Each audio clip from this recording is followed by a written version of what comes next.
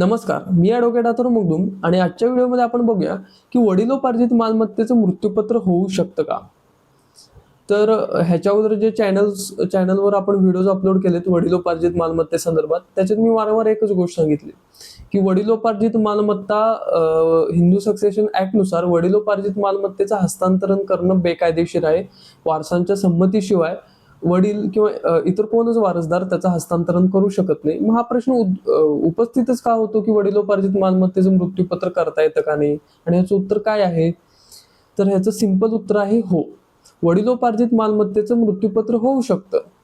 पण अशा कोणत्या वडिलोपार्जित मालमत्तेचं मृत्यूपत्र होणार? जेवढा हिस्सा तुम्हाला मिळालेला आहे. एखाद्या वडिलोपार्जित मालमत्तेमध्ये जर तुम्हाला 25% हिस्सा मिळाला असेल, तर त्या 25% हिस्स्याचं निश्चितच तुम्ही मृत्यूपत्र करू शकता.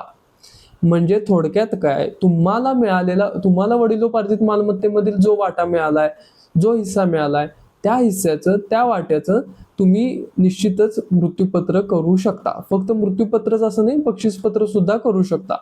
कायद्याने काय होतं, तुम्हाला वडिलोपार्जित मालमत्तेचं ज्यावेळेस हस्तांतरण होतं, त्यावेळेस तुम्हाला जो हिस्सा मिळालाय, त्या हिस्स्यावर पूर्णपणे अधिकार हा तुमचा असतो. त्यामुळे त्या हिस्स्याचं तुम्ही मृत्यूपत्र करा, बक्षीसपत्र करा, तो हिस्सा XYZ किंवा थर्ड पर्सनला विका, त्या गोष्टी मॅटर करत नाहीत. तुम्हाला मिळालेल्या हिस्स्याचं, वडिलोपार्जित मालमत्तेमधील हिस्स्याचं तुम्ही काहीही करू शकता. तर हा शॉर्ट व्हिडिओ होता. ह्याच्यामध्ये फक्त आपण एवढंच बघायचं होतं की वडिलोपार्जित मालमत्तेचं मृत्यूपत्र होऊ शकतं का नाही, आणि याचं उत्तर तुम्हाला मिळालं असेल. होप व्हिडिओ आवडला असेल. धन्यवाद.